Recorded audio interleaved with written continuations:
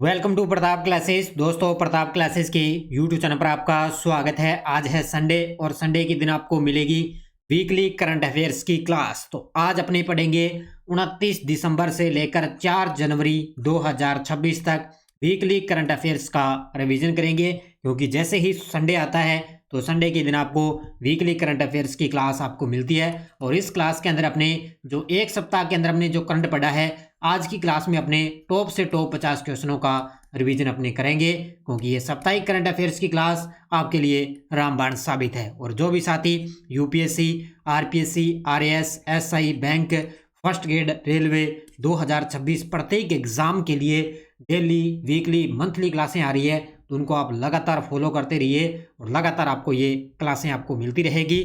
तो करते हैं स्टार्ट आज की क्लास। सभी साथी एक बार करेंगे सेशन को लाइक शेयर। सभी साथियों को प्यार भरा नमस्कार, गुड मॉर्निंग। और इससे आपको पता है नव वर्ष पर प्रताप क्लासेज एप्लीकेशन में जो है भारी छूट चल रही है, 50% ऑफ चल रहा है। तो प्रताप क्लासेस का एप्लीकेशन डाउनलोड करके वहां से आप ये करंट अफेयर्स की टेस्ट सीरीज ज्वाइन कर सकते हो। फर्स्ट ग्रेड की चल रही है, एसआई की चल रही है, सीएटी की चल रही है, इन सभी पे 50% ऑफ चल रहा है। और ये आज अंतिम दिन है सिर्फ आपके लिए, आज रात 12 बजे तक अंतिम दिन है और इस ऑफर का फ़ायदा आप उठा लेना। और ये अपनी डेली राष्ट्रीय अंतर्राष्ट्रीय करंट अफेयर्स की टेस्ट सीरीज है। ये डेली क्लास का test, daily PDF, weekly test और मंथली टेस्ट आपको मिलता है। दिसंबर महीने की पीडीएफ आपको मिल गई, दिसंबर महीने का टेस्ट आपको मिल गया और डेली आपको पीडीएफ आपको मिल रही है। तो वीकली टेस्ट आपको कल मिल जाएगा। अब करते हैं स्टार्ट आज की क्लास बिना वक्त जाया किए। आज संडे है तो संडे के दिन सिर्फ अपने रिवीजन करेंगे। आज की क्लास का पहला क्वेश्चन आपके सामने, अनु गर्ग को किस राज्य की पहली महिला मुख्य सचिव नियुक्त किया गया है। ज़्यादा आपका मैं अब समय ज़ाया नहीं करूँगा, बस मैंने क्वेश्चन स्टार्ट कर दिए तो सिर्फ आपको क्वेश्चन और आंसर आपको मिलेंगे।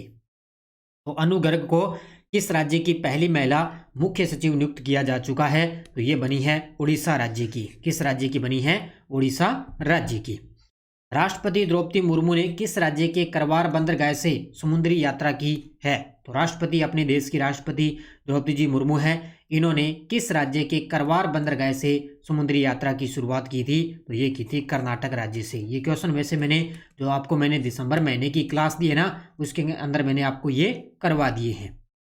पीवी सिंधु बीडब्ल्यूएफ एथलीट आयोग की अध्यक्ष चुनी गई है, इनका कार्यकाल कब से कब तक रहेगा। तो पीवी सिंधु है वो बीडब्ल्यूएफ एथलीट आयोग की अध्यक्ष चुनी जा चुकी है, तो इनका कार्यकाल रहेगा 2026 से लेकर 2029 तक। 2026 से लेकर 2029 तक। महाराष्ट्र के किस जिले में किशमिश रिसर्च सेंटर स्थापित किया जाएगा। अब ये जितने भी सेंटर वगैरह है ना, ये आपको बढ़िया तरीके से पढ़ने हैं। और जो दिसंबर महीने की जो पीडीएफ आपको मिली है, उसके अंदर पुरस्कार अलग से, खेल खिलाड़ी अलग से, चर्चित स्थान अलग से, चर्चित व्यक्ति अलग से, सब आपको अलग अलग टॉपिक वाइज है उसके अंदर करंट दिया है मैंने अब की बार। तो महाराष्ट्र के किस जिले में, तो ये है सांगली जिला, जहाँ पे किशमिश रिसर्च सेंटर स्थापित है किया जाएगा। केंद्र सरकार ने सुप्रीम कोर्ट के लिए किन 3 नए एडिशनल सॉलिसिटर जनरल को नियुक्त किया है। बस आज संडे है तो आज संडे के दिन सिर्फ आपको मैं रिवीजन करवा रहा हूँ और पढ़ते जाओ बस।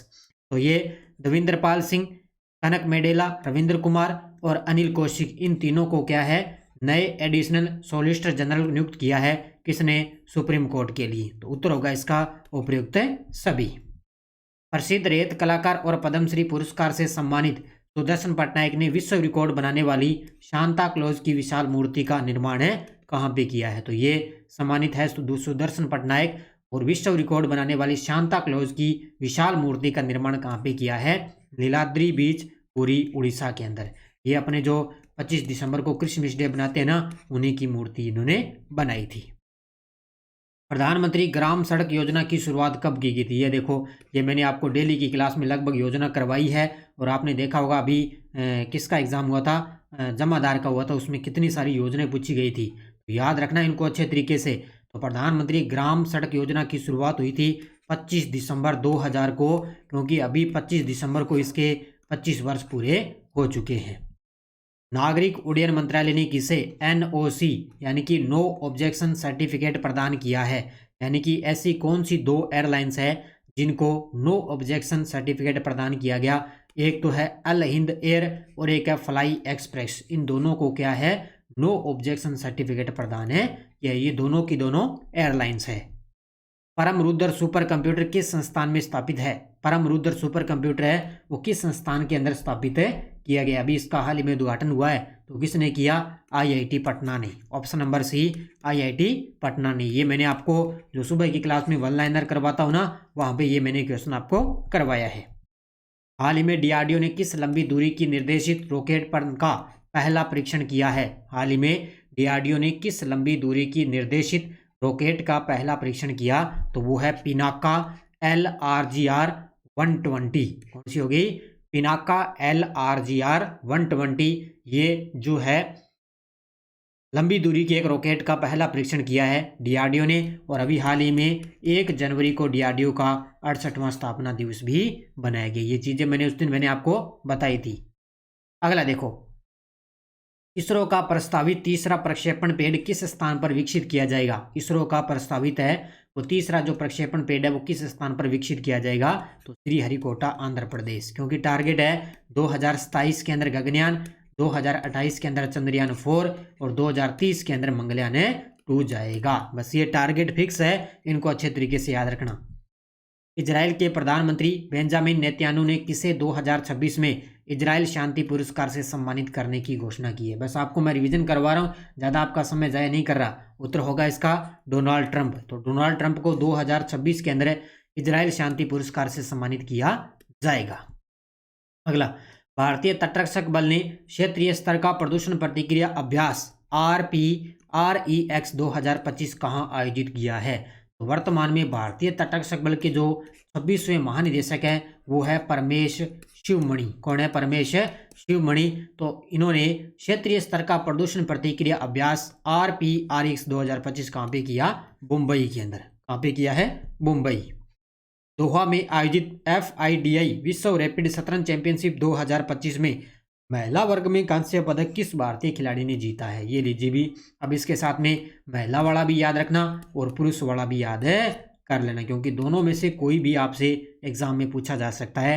तो उत्तर होगा कोनेरी हम्पी।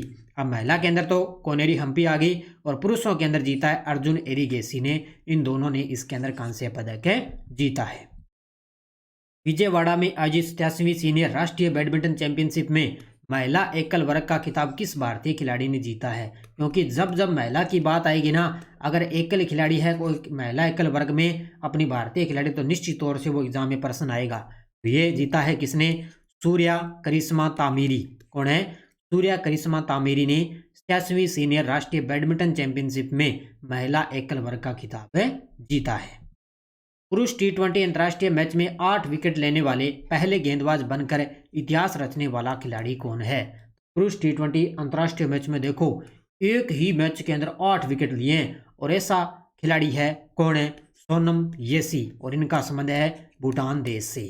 इससे भूटान से इनका संबंध है। सोनम येसी, इन्होंने पुरुष T20 अंतर्राष्ट्रीय मैच में मात्र एक मैच के अंदर इन्होंने 8 विकेट लिए हैं। भारत के पहले PPP यानी कि public private partnership model medical college किन जिलों के अंदर स्थापित किए जाएंगे? तो ये वैसे मैंने आपको पहले करवाया है। तो अपने मध्य प्रदेश राज्य के अंदर स्थापित होंगे। तो मध्य प्रदेश के अंदर 2 जिले हैं, एक तो धार और एक बैतूल। ये 2 जिलों के अंदर पहला PPP मॉडल मेडिकल कॉलेज स्थापित किए जाएंगे। केंद्रीय गृह और सहकारिता मंत्री अमित शाह जी ने असम के गुवाहाटी में किसका उद्घाटन किया है? अब अपने वर्तमान में केंद्रीय गृह और सहकारिता मंत्री जी अमित शाह जी है। इन्होंने असम के गुवाहाटी के अंदर ज्योति विष्णु अंतर्राष्ट्रीय कला मंदिर का उद्घाटन किया। सीधा प्रश्न आएगा कि हमारे गृह मंत्री जी अमित शाह जी ने ज्योति विष्णु अंतर्राष्ट्रीय कला मंदिर का उद्घाटन कहाँ पे किया है? असम के गुवाहाटी शहर में किया है। इतना प्रश्न सीधा फिक्स है, एग्जाम में आएगा। 2025 में आयुष्मान भारत PMJAY में कौन से 2 राज्य शामिल हुए? यानी कि प्रधानमंत्री जन आरोग्य योजना, इसका पूरा नाम है प्रधानमंत्री जन आरोग्य योजना। इसके अंदर 2 राज्य शामिल हुए, एक तो उड़ीसा और एक दिल्ली। कौन से? एक उड़ीसा और एक दिल्ली। और इस योजना की शुरुआत हुई थी 2018 के अंदर। बस इस प्रकार रट्टे मार लो अच्छे तरीके से। इस योजना की शुरुआत 2018 में। INSSV कौंडिन्या किस राज्य के बंदरगाह से अपनी यात्रा पर रवाना हुआ है? इस प्रकार के प्रश्न भी हो सकता है, एग्जाम में आ सकते हैं, तो थोड़ा सा इनको ध्यान में रखना भाई। INSV कौंडिन्या किस राज्य के बंदरगाह से अपनी पहली यात्रा पर रवाना हुआ है? तो गुजरात से। कहाँ से रवाना हुआ है ये? गुजरात से। बढ़िया तरीके से पढ़ लेना। स्मृति मंदाना अंतर्राष्ट्रीय क्रिकेट में 10,000 रन बनाने वाली कितनी भारतीय महिला क्रिकेटर बन चुकी है? यानी कि कितने नंबर की ये महिला क्रिकेटर बन चुकी है? तो स्मृति मंदाना है वो अंतर्राष्ट्रीय क्रिकेट में 10,000 रन पूरे कर लिए हैं। तो कितने नंबर की बन गई? ये बन चुकी है दूसरी महिला। कौन सी बन चुकी है? दूसरी महिला क्रिकेटर। डीआरडीओ द्वारा 31 दिसंबर 2025 को पर्ले मिसाइल का सफल परीक्षण किस राज्य के तट के पास किया गया है? ये जितने भी मिसाइलों का जो परीक्षण हो रहा है ना, अच्छे तरीके से पढ़ लेना इनको। तो ये कहाँ से किया गया? उड़ीसा से। कहाँ से किया गया है? उड़ीसा से। 2025 में भारत ने किस देश को पीछे छोड़ते हुए दुनिया की चौथी सबसे बड़ी अर्थव्यवस्था बनने का स्थान प्राप्त किए हैं? तो लगातार आपने पढ़ा है अच्छे तरीके से, क्योंकि अभी भारत है वो किस देश को पीछे छोड़ा है और दुनिया की चौथी सबसे बड़ी अर्थव्यवस्था बन चुका है। तो किसको पछाड़ा? जापान को। किसको पछाड़ा है? जापान को। और 2030 तक ये टारगेट रखा है कि भारत दुनिया की तीसरी सबसे बड़ी अर्थव्यवस्था बन जाएगा 2030 तक। गुजरात का कौन सा संस्थान 2029 में 23वें world police and fire games की मेजबानी करेगा? ये लीजिए भी, अब 2030 के अंदर तो अहमदाबाद को राष्ट्रमंडल खेलों की मेजबानी मिल गई और 2029 के अंदर गुजरात है वो 23वें world police and fire games की मेजबानी करेगा। कौन सा संस्थान मेजबानी करेगा? राष्ट्रीय रक्षा विश्वविद्यालय। ऑप्शन नंबर बी, राष्ट्रीय रक्षा विश्वविद्यालय। प्रधानमंत्री मोदी पिपरावा के पवित्र अवशेषों की प्रदर्शनी का उद्घाटन कब किया है? हाल ही में मोदी जी के द्वारा पिपरावा के पवित्र अवशेषों की प्रदर्शनी का उद्घाटन किया है 3 जनवरी 2026 को। कल ही 3 जनवरी 2026 को पिपरावा के पवित्र अवशेषों का उद्घाटन किया है मोदी जी ने। 33 साल के अंतराल के बाद किस राज्य को आधिकारिक तौर पर फिर से टाइगर वाला राज्य घोषित किया गया है? 33 साल के अंतराल के बाद में, क्योंकि सबसे ज़्यादा वर्तमान में देखें अब सबसे ज़्यादा जो बाघ की आबादी है, टाइगर है, वो कहाँ पे है? मध्य प्रदेश में। लेकिन अब 33 साल बाद गुजरात है उसको फिर से टाइगर वाला राज्य घोषित कर दिया है। किसको किया है? ऑप्शन नंबर सी, गुजरात को। 2026 की शुरुआत में भारतीय कृत्रिम बुद्धिमत्ता अनुसंधान संगठन की स्थापना कहाँ की जाएगी? यानी कि AIAIRO की स्थापना। 2026 की शुरुआत में भारतीय कृत्रिम बुद्धिमत्ता अनुसंधान संगठन की स्थापना होगी गिफ्ट सिटी गांधीनगर गुजरात के अंदर। वहाँ पे गिफ्ट सिटी गांधीनगर गुजरात के अंदर। अगला, बांग्लादेश की पहली महिला प्रधानमंत्री खालिदा जिया का निधन हो चुका है। इन्होंने प्रधानमंत्री पद पर कब कार्य किया था? याद रखना इनको अच्छे तरीके से, क्योंकि बांग्लादेश की वर्तमान ये पहली प्रधानमंत्री महिला थी खालिदा जिया। तो इनका निधन हो गया, तो इन्होंने कब कार्य किया था? तो ये इन्होंने पद संभाला था एक तो 1991 से 96 और 2001 से लेकर 2006 तक। ये आपको याद रखना है अच्छे तरीके से, 91 से 96 और 2001 से 6 तक। एयर मार्शल नागेश कपूर ने भारतीय वायुसेना के उप प्रमुख का कार्यभार कब संभाला है? ये लीजिए भी, ताज़ा आपके सामने एक नई नियुक्ति हो चुकी है। एयर मार्शल नागेश कपूर है, ये भारतीय वायुसेना के उप प्रमुख बन चुके हैं। इन्होंने पद संभाला 1 जनवरी 2026 से। वर्तमान में जो वायुसेना प्रमुख कौन है? अमरप्रीत सिंह। कौन है? अमरप्रीत सिंह। और अब उप सेना प्रमुख बन गए एयर मार्शल नागेश कपूर। याद रखना इनको अच्छे तरीके से, 1 जनवरी 2026। हाल ही में सरकार ने उत्तर प्रदेश में स्थित पार्वती अर्गा पक्षी अभ्यारण्य को किस रूप में घोषित किया गया है? तो उत्तर प्रदेश के अंदर स्थित है पार्वती अर्गा पक्षी अभ्यारण्य। तो इसके अंदर किसको घोषित कर दिया? इसको इको सेंसिटिव जोन घोषित कर दिया है। अब जीके में भी आपको याद रखना है कि पार्वती जो अर्गा पक्षी अभ्यारण्य है ये कहाँ पे है? यूपी के अंदर। और इसको अभी हाल ही में इको सेंसिटिव जोन घोषित किया जा चुका है। ये चर्चित स्थानों के अंदर क्वेश्चन बनते हैं। इस प्रकार के प्रश्न आपको बढ़िया तरीके से याद रखने हैं। किस राज्य ने ग्रीन टू गोल्ड पहल के तहत औद्योगिक भांग की खेती शुरू की है? ये लीजिए भी, ग्रीन टू गोल्ड पहल के तहत औद्योगिक भांग की खेती की शुरुआत कर दी तो हिमाचल प्रदेश की सरकार। ये सारे मैंने आपको बढ़िया तरीके से करवाए हैं, तो आज सिर्फ आपको रिवीजन करना है। भारत ने हाल ही में किस फसल के उत्पादन में नया कीर्तिमान स्थापित किया है और चीन को पीछे छोड़ते विश्व में सबसे अग्रणी देश बन चुका है? ये लीजिए भी, अब भारत वर्तमान में देखे स्थिति, तो भारत चावल के उत्पादन में सबसे टॉप पे आ गया भी।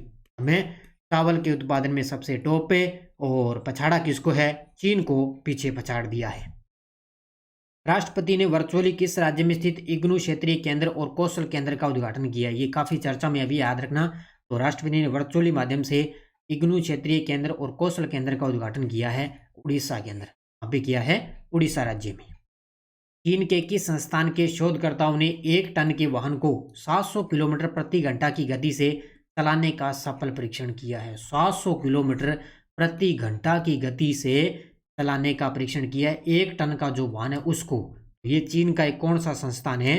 तो वो है national university of defence technology. इसने ये कारनामा किया भी 1 टन का जो वाहन है ना उसको 700 किलोमीटर प्रति घंटे की रफ्तार से चला दिया। अबू धाबी ने किस बीमारी के इलाज के लिए दुनिया में पहली बार ITVISMA जीन थेरेपी दी है? ये किस बीमारी के लिए? वो है स्नाइपल मस्कुलर एस्ट्रोफी। इसको याद रखना, SMA, spinal muscular atrophy. Deepti Sharma ने महिला T20 अंतर्राष्ट्रीय क्रिकेट में सबसे अधिक विकेट का रिकॉर्ड किस पीछे छोड़कर बनाया है? ये लीजिए भी।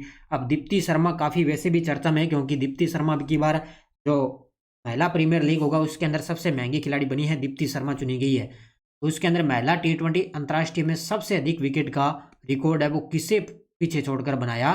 तो ये छोड़ा है पीछे मेगन सट को। इसको ये देखो, मैंने आपको 1 लाइनर के अंदर करवाया था सुबह की क्लास में, और यहाँ पे मैंने आपको ऑब्जेक्टिव क्वेश्चन दे दिया। तो मेगन सट को।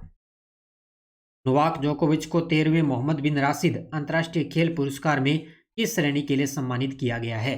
तो नोवाक जोकोविच को आप जानते हो क्योंकि टेनिस के खिलाड़ी, तो इनको 13वें मोहम्मद बिन राशिद अंतर्राष्ट्रीय खेल पुरस्कार में किस श्रेणी में सम्मानित किया गया?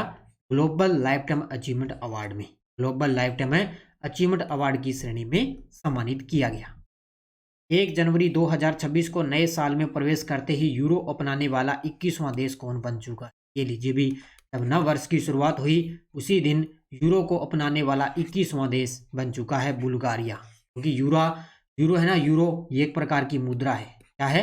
मुद्रा। जैसे अमेरिका की डॉलर है ना, अपने भारत में रुपया चलता है, अमेरिका में डॉलर हो गया, और उसी प्रकार बुल्गारिया ने यूरो को अपना लिया। सरकारी वेतन सुधारों में अग्रणी भूमिका निभाते हुए देश का पहला ऐसा राज्य बनने वाला 8वां राज्य वेतन आयोग गठित किस राज्य ने गठित किया है? असम की सरकार। ये तो आप मैंने कल ही करवाया अच्छे तरीके से। देश का पहला ऐसा राज्य बन गया असम है, ने गया 8वें राज्य वेतन आयोग को गठित किया है। आयुष मंत्रालय 9वें सिद्ध दिवस का आयोजन कब और कहाँ करेगा? आयुष मंत्रालय 9वें सिद्ध दिवस का आयोजन कब और कहाँ करेगा? तो ये करेगा वहाँ पे 3 जनवरी। अब 3 जनवरी 2026 को चेन्नई के क्लाइमर अरंगम में ये आयोजित भी किया जा चुका है, ये कल हुआ है। ठीक है, 9वें सिद्ध दिवस का आयोजन 3 जनवरी 2026 को चेन्नई में। अभी जो सिद्ध दिवस है ये बनाया जाएगा 6 जनवरी को, और इसके अंदर मुख्य अतिथि रहेंगे उपराष्ट्रपति। कौन है? CP राधाकृष्णन। साउथ पोल तक स्की करने वाली सबसे कम उम्र की भारतीय और दुनिया की दूसरी सबसे कम उम्र की महिला बनने का रिकॉर्ड किसने बनाया है? तो साउथ पोल तक स्की करने वाली सबसे कम उम्र की भारतीय और दुनिया की दूसरी सबसे कम उम्र की महिला बनी है। कौन है? काम्या कार्तिकेयन। ये ध्यान रखना, काम्या कार्तिकेयन का संबंध पूछे तो ये मुंबई की रहने वाली है। कहाँ की? मुंबई की। मेघालय उच्च न्यायालय के मुख्य न्यायाधीश न्यायमूर्ति सोमेन सेन का तबादला करके उन्हें किस उच्च न्यायालय का नया मुख्य न्यायाधीश नियुक्त किया गया? देखो, कल मैंने आपको अच्छे तरीके से बता दिया, मेघालय, पटना और केरल इन तीनों के नए मुख्य न्यायाधीश बन चुके हैं। तो इनको तबादला करके किसका बना दिया? केरल उच्च न्यायालय का नया मुख्य न्यायाधीश बना दिया। किनको? सोमेन सेन को। इफ्को द्वारा वर्ष 2025 का इफ्को साहित्य सम्मान किसे प्रदान किया गया है? इफ्को द्वारा वर्ष 2025 का इफ्को साहित्य सम्मान किसे प्रदान किया गया? तो ये मैत्रेयी पुष्पा को। इसको किया गया option number C, Maitreyi Pushpa को। तीसरा भारत फ्रांस AI नीति गोलमेज सम्मेलन कहाँ आयोजित हुआ है? तीसरा भारत फ्रांस, ये याद रखना भाई, क्योंकि AI से संबंधित है, क्योंकि AI का जमाना है तो यहाँ से प्रश्न बन सकता है। तीसरा भारत फ्रांस AI नीति गोलमेज सम्मेलन कहाँ पे हुआ?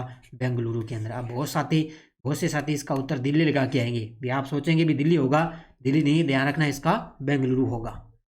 रक्षा अनुसंधान और विकास संगठन DRDO ने अपना 68वां स्थापना दिवस कब बनाया गया? ये लीजिए भी, मैंने बता ही दिया, 1 जनवरी 2026 को DRDO का स्थापना दिवस बनाया जाता है। अब की बार 68वां बनाया गया। वर्तमान में इसके अध्यक्ष पूछे तो समीर V कामत। कौन है? समीर वी कामत।